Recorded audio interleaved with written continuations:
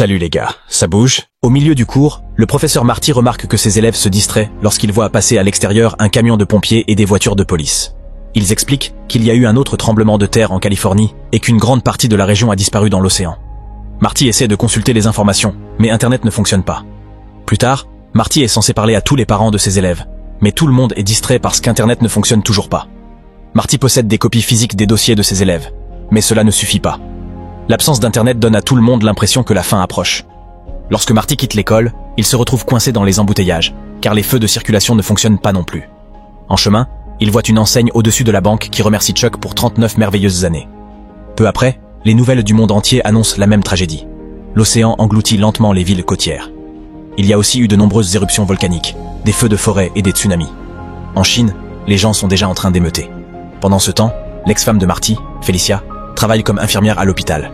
Depuis ces dernières semaines, ils perdent de nombreux membres du personnel à cause de suicides. Voir ses collègues mourir un à un a affecté sa santé mentale. Elle prend une pause dans les toilettes, mais entend encore de mauvaises nouvelles à la radio, où l'animateur remercie Chuck pour 39 merveilleuses années. Lorsqu'un collègue demande à Felicia si le mariage ou le divorce est plus facile, Felicia répond que le mariage, car il se fait en 1 heure, tandis que le divorce prend des mois.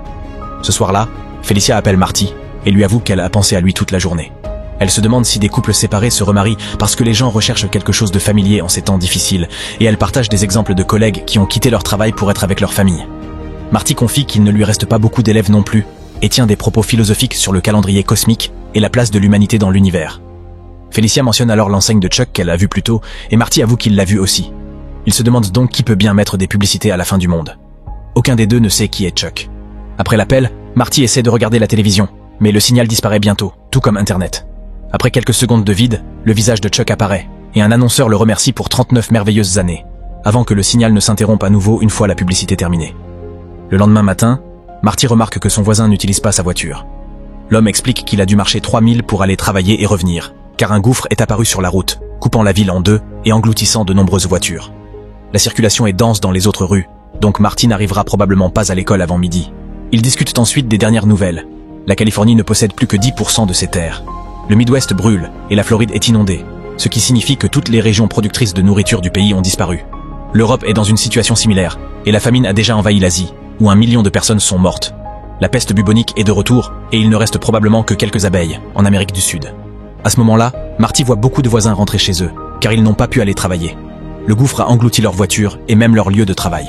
Marty parle à une amie de Felicia qui travaillait à la banque et lui demande ce que signifie l'enseigne de Chuck, mais elle ne le sait pas non plus.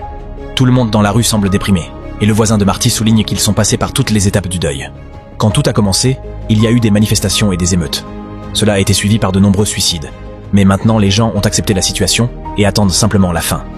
La conversation est interrompue par un avion écrivant dans le ciel « Merci Chuck ». En se rendant au travail, Felicia remarque que tous les murs sont recouverts de dizaines de graffitis dédiés à Chuck. Elle marche jusqu'à l'hôpital pour découvrir qu'il n'y a plus un seul employé ni un seul patient. Cependant, tous les moniteurs fonctionnent encore et affichent exactement le même rythme cardiaque, parfaitement synchronisé. Les lits sont vides, mais c'est comme si tous les moniteurs étaient reliés à la même personne. Un peu plus tard, Marty s'énerve car la télévision ne capte toujours aucun signal. Lorsqu'il essaie d'appeler Felicia, il découvre que les lignes téléphoniques ne fonctionnent plus non plus. Il décide donc de partir à sa recherche. En traversant la ville, il voit de nombreuses voitures abandonnées et encore plus de publicité pour Chuck. Sam est assis sur un banc et Marty lui demande s'il sait qui est Chuck. Mais Sam n'a aucune idée. En fait, il a aussi posé la question autour de lui, mais personne n'a su répondre. Comme Sam se dirige dans la même direction, lui et Marty marchent ensemble pendant un moment. Ils discutent et deviennent philosophiques en parlant du temps qu'une personne a réellement dans sa vie. Finalement, l'arthrite de Sam l'oblige à se reposer. Il s'assoit donc sur un banc pour regarder le coucher du soleil, tandis que Marty continue seul. Le soir, Marty arrive dans le quartier de Felicia. Il croise Iris, qui reconnaît le nom de Felicia, et dit qu'elle a toujours été gentille avec les enfants du coin, allant même jusqu'à leur donner des biscuits. Iris est dehors en train de faire du roller, car elle veut profiter avant la fin. Soudain, l'électricité s'éteint dans toute la zone, et Marty conseille à Iris de rentrer chez elle pour sa sécurité. À ce moment-là, des publicités lumineuses pour Chuck apparaissent sur les fenêtres de chaque maison, donnant à l'endroit l'allure d'une ville fantôme. Inquiet, Marty se met à courir et finit par retrouver Felicia. Le couple se réunit dans une étreinte. Il lui demande au sujet de la publicité, mais elle n'a aucune idée de comment elle est apparue chez elle aussi. Pendant ce temps, Chuck, âgé de 39 ans, est allongé dans un lit, semblant très faible et malade. Il est relié à un moniteur cardiaque, qui affiche le même rythme que celui observé à l'hôpital. Sa femme Jenny et son fils Brian lui tiennent compagnie. en pleurant car ils savent qu'il ne lui reste plus beaucoup de temps. Retour à Marty et Felicia. Ils vont dans son jardin pour admirer le ciel. Avec la coupure de courant mondial, les étoiles sont désormais plus brillantes et plus faciles à distinguer. Ils se tiennent par la main en identifiant les différentes constellations, lorsqu'une étoile disparaît soudainement. Puis Mars disparaît aussi. Une à une, les étoiles s'éteignent dans le ciel. Au même moment, Jenny et Brian disent adieu à Chuck, qui meurt, et le remercie pour 39 merveilleuses années. Marty essaie de dire à Felicia qu'il l'aime, mais tout devient noir lorsque le monde prend fin. 9 mois avant la fin du monde, Taylor travaille dans un magasin de disques. Cependant, elle aime tellement la musique qu'elle installe parfois sa batterie à un coin de rue animé pour jouer devant les passants. Parfois, elle reçoit des pourboires, mais c'est rare. Pendant ce temps, Janice rentre chez elle de mauvaise humeur, car son petit ami vient de rompre avec elle par texto. Elle travaille dans une librairie, mais ces derniers temps, elle a l'impression que sa vie n'avance pas, surtout qu'elle était une danseuse très talentueuse lorsqu'elle était enfant. Chuck est aussi en ville, assistant à une conférence bancaire. C'est un comptable prospère pour une grande banque, fidèle à Jenny depuis le lycée, et fier de Brian qui est un bon élève. Cependant, il n'est pas heureux de sa vie, car son travail est très ennuyeux, et il déteste les autres comptables.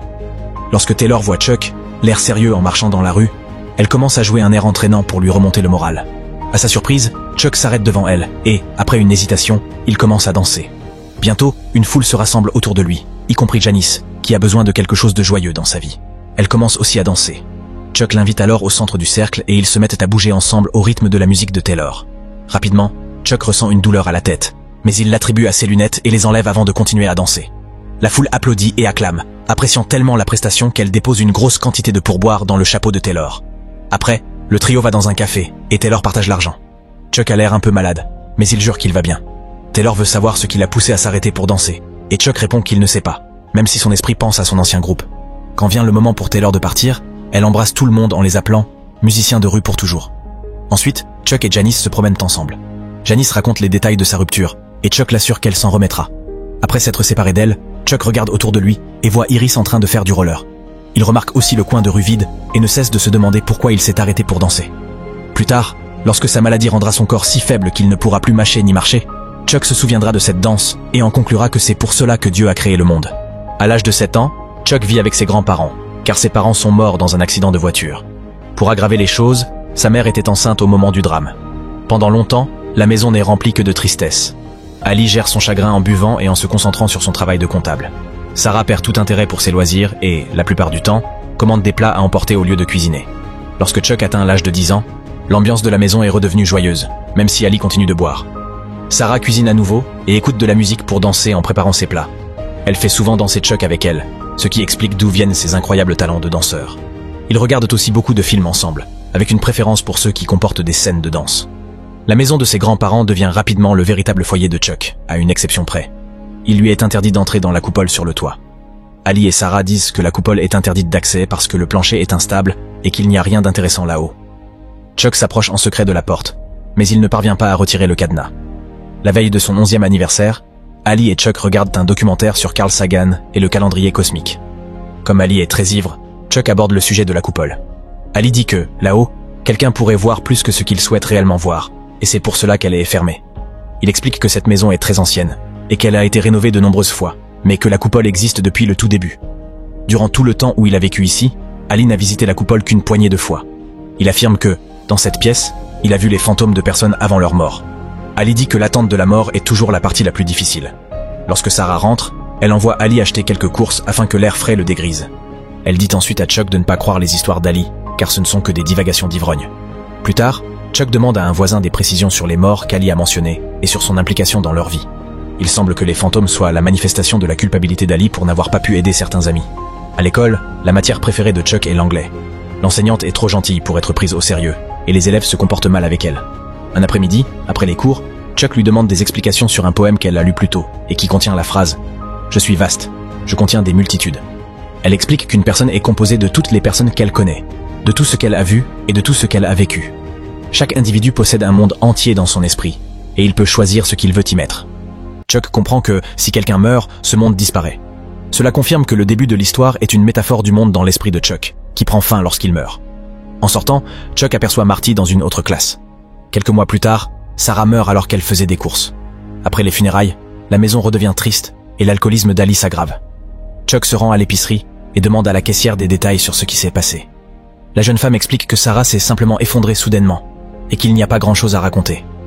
Une nuit, Ali s'endort à son bureau et Chuck lui vole ses clés pour enfin ouvrir la coupole. Alors qu'il s'apprête à entrer, Ali crie son nom et le tire de là. Puis Ali s'avance vers la porte pour la refermer, mais il voit quelque chose à l'intérieur et se fige aussitôt d'horreur. Les mains tremblantes, il se force à bouger et referme la porte avant de remarquer que Chuck pleure. Il réconforte son petit-fils, qui lui demande ce qu'il a vu. Cependant, Ali dit qu'il ne devrait pas le savoir et le serre dans ses bras tout en s'excusant. Plus tard, à l'école, Chuck apprend qu'il existe un club de danse et décide de le rejoindre en mémoire de Sarah. L'enseignante est ravie de voir un nouveau garçon, car le club est presque toujours composé principalement de filles, et elle les forme à un style musical différent chaque jour. Chuck est associé à Kat, une fille plus âgée qui est aussi la meilleure danseuse de la classe. Il développe un béguin pour elle et tente de l'impressionner avec les pas que Sarah lui a appris, finissant même par enseigner à tout le monde. Kat a déjà un petit ami, mais elle accepte tout de même de danser avec Chuck lors du bal d'automne de l'école. Après que l'enseignante lui a offert de nouvelles chaussures pour qu'il soit plus à l'aise en dansant, Chuck envisage que cela puisse devenir sa carrière. Cependant, Ali continue de l'entraîner aux mathématiques afin qu'il ait un avenir, car les artistes ne gagnent pas d'argent. Ali explique aussi que les mathématiques se trouvent dans chaque recoin de l'univers, même dans la musique elle-même, grâce à la manière dont elle compte les notes et le tempo. Tous ces dossiers comptables contiennent la vie entière des gens sous forme de chiffres. Les mathématiques sont un art qui ne ment pas. Le soir du bal d'automne, Chuck refuse de danser avec Kat et invente une excuse à propos d'une douleur à la jambe. Son enseignante l'entend et lui dit que, s'il ne veut plus danser, il n'est pas obligé, mais qu'il devrait au moins être honnête avec Kat. Chuck sort et contemple les étoiles pendant un moment pour se calmer et réfléchir. Puis il retourne à la fête et finit par demander à Kat de danser. Ils exécutent leur chorégraphie au milieu de la piste et tout le monde se rassemble autour d'eux pour les encourager. Leur danse est parfaite et, à la fin, Kat embrasse Chuck sur la joue, ce qui irrite son petit ami. 6 mois avant la mort de Chuck, il raconte à Jenny la vérité sur la cicatrice qu'il a à la main. Après le bal, le jeune Chuck se rend sur le terrain de football et continue de danser sous les étoiles. Il se laisse emporter par le sentiment de liberté et de bonheur que lui procure la danse. Cette distraction l'amène à heurter accidentellement sa main contre la clôture. Jenny ne comprend pas pourquoi Chuck a menti à ce sujet, et il avoue qu'il ne le sait pas non plus. 5 ans plus tard, Ali meurt d'une crise cardiaque à la maison, alors que Chuck, adolescent, est parti jouer et danser avec son groupe. Le croque-mort Sam surprend Chuck en lui révélant qu'Ali avait déjà payé ses funérailles, car il savait que ce jour viendrait, ce qui fait se demander à Chuck si c'est ce qu'Ali avait vu dans la coupole. Comme Chuck hérite de la maison, il décide d'y rester au lieu d'aller vivre avec ses grands-parents maternels. Ces derniers finissent par venir habiter avec lui jusqu'à ce qu'il parte à l'université, car Ali avait également laissé de l'argent pour ses études. Plus tard, lorsque Chuck épouse Jenny, ils emménagent aussi dans cette maison. Les funérailles ont lieu avant l'arrivée de ses grands-parents maternels, si bien que Chuck doit affronter cette période difficile seul. Plus tard, Sam lui envoie une enveloppe contenant tous les effets personnels d'Ali, y compris les clés. Chuck entre enfin dans la pièce verrouillée et la trouve vide, avec un plancher impeccable. En regardant par la fenêtre, il voit simplement la ville. Déçu, il se retourne pour partir. Mais, à ce moment-là, il a la vision de son futur lui-même mourant dans un lit. Cela confirme qu'Ali avait bien vu la mort de tous ses voisins, mais aussi celle de Sarah et la sienne. C'est pourquoi il pensait que l'attente était la partie la plus difficile. Lorsque la vision disparaît, Chuck décide qu'il continuera à vivre sa vie pleinement, refusant de sombrer dans la dépression comme Ali. Il récite le poème que son enseignante lui avait appris, se rappelant qu'il contient des multitudes. Abonnez-vous et activez les notifications pour voir d'autres vidéos comme celle-ci. Merci de votre attention. Recap Trillionaire.